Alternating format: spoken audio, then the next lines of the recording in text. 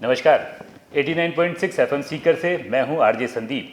तो दोस्तों, जैसा कि आप जानते ही हैं कि हम हर रविवार 6 से 7 बजे तक सीकर की बात करते हैं हमारे सभापति जीवन खां साहब के साथ। तो वही मुलाकात, वही बातें हम पूरी करते हैं। तो नमस्कार सर। नमस्ते, शुक्रिया सर। आप हमेशा हमें समय देते हैं, इसके लिए आभार और धन्यवाद। सर, जैसा कि बजट आया है, हम तो सबसे पहले यही जानना चाहेंगे कि बजट आपकी अपेक्षाओं के अनुसार है? नहीं, बजट मेरी अपेक्षाओं के अनुसार है। बजट है आम जनता की अपेक्षाओं के अनुसार है। पूरे राजस्थान की जनता आज इस बजट को सराह रही है। यहाँ तक कि विपक्ष के लोगों ने भी इस बजट की सराहना की है। बजट एक ऐसा बजट है जो मेरे हिसाब से, तो मैं मेरे जीवन काल में ऐसा बजट नहीं देखा जिस बजट के अंदर आम व्यक्ति, गरीब से लेकर के अमीर, मध्यम वर्ग तक का ध्यान रखा गया। और विशेषकर बजट का जो फोकस था वो गरीब और मध्यम वर्ग के जो लोग हैं, साथ साथ में हमारे युवा और महिलाओं के समर्पित ये बजट है। आप देखिए, उज्ज्वला योजना है। उज्ज्वला योजना के अंदर 1100 रुपये कलेक्शन तो उनको दे दिए गए, लेकिन कलेक्शन लेने के बाद मेरे पास 1100 रुपये सिलेंडर भराने के लिए नहीं थे जी। तो वो सिलेंडर मेरे किस काम का, वो कनेक्शन मेरे किस काम का। माननीय मुख्यमंत्री जी इस बात को पीड़ा समझी कि उज्ज्वला योजना के अंदर जो कनेक्शन मिले हैं, वो 76 लाख कनेक्शन, उनका 500 रुपये में सिलेंडर करने का जो काम किया है, वो एक अपने आप में बहुत बड़ा महिलाओं के लिए, महिलाओं के लिए उन्होंने 50% जो रोडवेज में छूट दिए। आज मध्यम वर्ग का व्यक्ति अगर कोई यात्रा करता है, इस महंगी यात्रा के अंदर अगर उसको 50% छूट मिलती है तो ये बहुत बड़ा लाभ है। चिरंजीवी योजना की मैं आपको क्या बताऊँ, वर्ल्ड में ऐसी कोई योजना नहीं है। WHO ने इसको सराहा है। बिल्कुल बिल्कुल सर। तो चिरंजीवी योजना में आप देखो कि 25 लाख रुपए तक का इलाज बिल्कुल फ्री। और 25 लाख का मतलब है कि किसी भी व्यक्ति के अकस्मात कोई अचानक बीमारी की आजकल आती है, आप भी देखते हो, और जो अमीर व्यक्ति है वो तुरंत अगर बीमारी उसके आज के जो बीमारियाँ चली अगर आ गई तो वो गरीब हो जाता है। मध्यम वर्ग को गरीब होना पड़ता है, गरीब को मरना पड़ता है। उनकी पीड़ाओं को समझ के आज मुख्यमंत्री जी ने स्वस्थता की गारंटी ले ली कि कोई भी राजस्थान का व्यक्ति उसकी सब स्वस्थ जीवन और उसके सारी बीमारियों की गारंटी मेरी है, मैं इलाज करवाऊँगा। बिल्कुल सर। उसमें ही दुर्घटना बीमा जो 5 लाख की, उसको 10 लाख रुपए।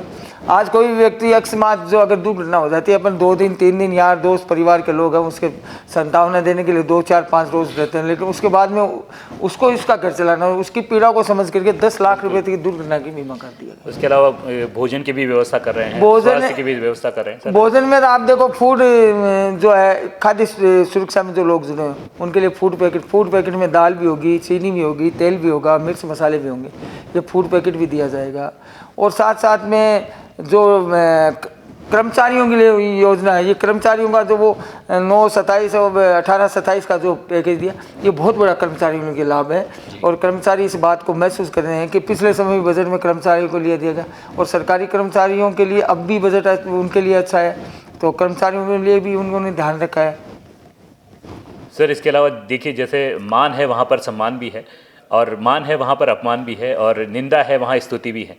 तो कुछ लोगों की विपत्ति भी है, समस्या भी है, और वह आपसे बहुत सारी बातें कहना भी चाहते हैं। तो उस समस्याओं में कुछ वार्ड के पार्षद हैं, वह ये भी कहते हैं कि सभापति जी हैं, वह आकर हमें संभालते तक नहीं। ऐसी कोई बात नहीं है। बेसिकली तो वार्ड का ये जिम्मेदारी संबंधित पार्षद की होती है जी। और जो भी संबंधित पार्षद है, मैं देखो एक आपको ये बात बताना चाहूँगा, और मैं बिल्कुल खुले मन से ये बात कर रहा हूँ। मैं जब से चेयरमैन बना हूँ, माननीय विधायक महोदय के आशीर्वाद से, जब मैं फर्स्ट बार चेयरमैन बना, उनके आशीर्वाद लेने में घर गया तो उन्होंने एक बात मुझको कही कि जो सभापति की सीट है वो इंडिविजुअल कोई पार्टी की नहीं है। आप पार्टी के चेयरमैन हो, पार्टी के समर्थन से आप चेयरमैन बनो, लेकिन आपका ये मकसद नहीं है कि ये बीजेपी का वार्ड है, मैं इसमें विकास नहीं करूँगा, या ये मेरे विरोधी पार्षद है, मैं इसका काम नहीं करूँगा। उनके जो गुरुवाणी के जो शब्द थे वो मेरे आज भी मेरे जहन में, मेरे दिमाग में है। तो मैं ऐसा कभी नहीं सोचता कि ये मेरा पार्षद से मैं नाराज़ हूँ, या ये मेरा पार्षद नाराज़ है, या विपक्ष है, या पक्ष है। मैं सबको साथ लेकर के चलने की बात। लेकिन सर, इसके अलावा जो रामलीला मैदान के पीछे की जो सड़क है, इसके बारे में तो बहुत बड़ा विवाद रहता है हमारे सीकर में। नहीं, मेरी बात सुनो। रामलीला मैदान की जो सड़क है, आज से इस कार्यकाल से पहले मैं जब भी कोई डेथ हो जाती थी या उधर से मैं गुजरता था, मैं शमशान भूमि में जाता था, तो उसके सामने की स्थिति इतनी भयानक और ख़राब थी। जी और मैं शमशान भूमि में जाते हुए भी मुझे शर्म आती थी, जी लेकिन मैं उस पीड़ा को महसूस करके आज शमशान भूमि से लेकर के जो देवगोई गोदाम से जो रोड आ रही है वो सीधी चांदपोल तक जा रही है। उस रोड में आप देखो ऐसी शानदार रोड साइड में इंटरलॉक लगा के हमने बनाई।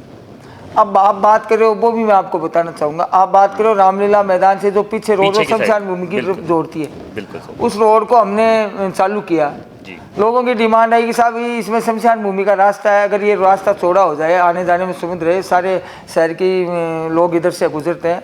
जी लेकिन उसमें आगे चल के कुछ विवाद आ गया और सब लोगों ने तोड़वा लिया। एक व्यक्ति ने अपना चबूतरा नहीं तोड़ने दिया और वो जा करके स्टे लिया है। उसके बाद में वो उस विवाद को निपटा करके उसमें 12 महीने लगे। हमने बहुत समझा, इसकी समझौता किया और किया, लेकिन फिर भी चलो देर आए दुरुस्त आए। आने के बाद में हमारा वो समझौता हो गया और हमने वो रोड डाल दी।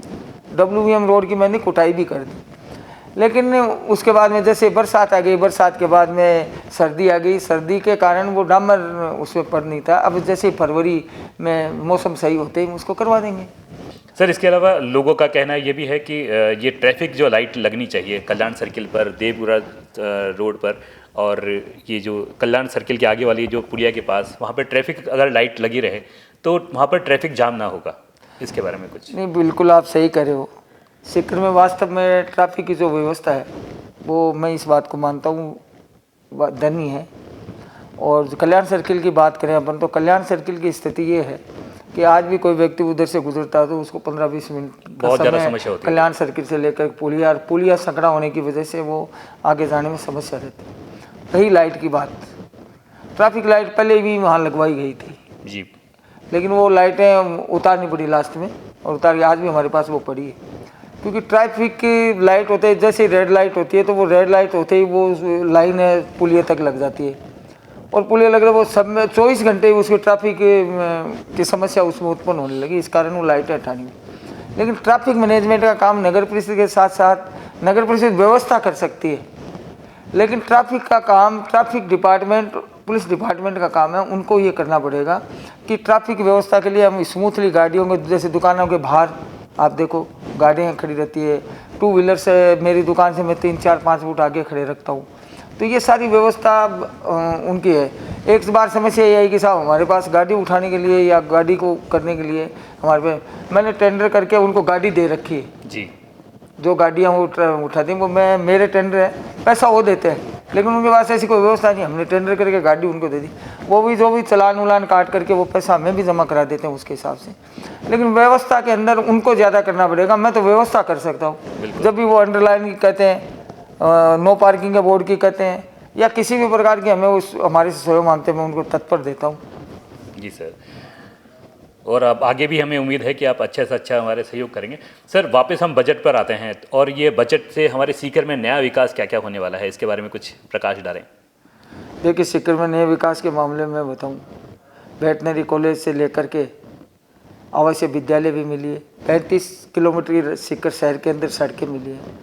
उसके साथ साथ बहुत सी चीज़ें हैं जो सीकर, अभी पूरा बजट की जो कॉपी आएंगी जब पता चलेगा, कुछ संशोधन भी उसमें होंगे।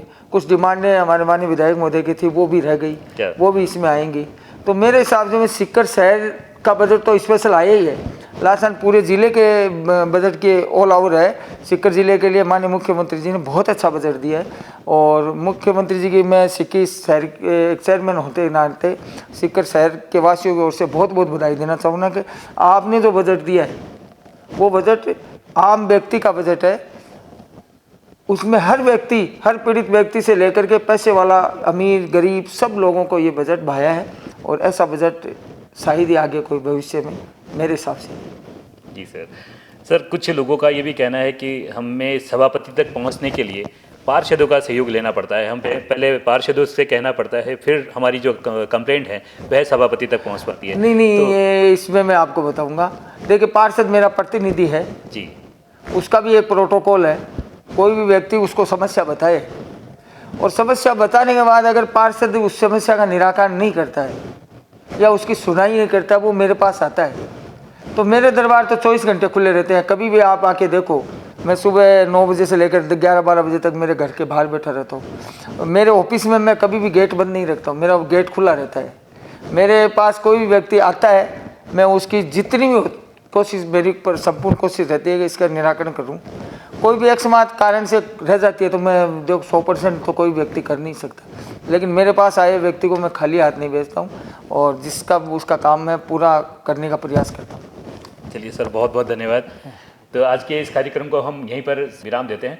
तो सर ने जो अपना बहुमूल्य समय हमें दिया है, इसके लिए इनका बहुत बहुत धन्यवाद।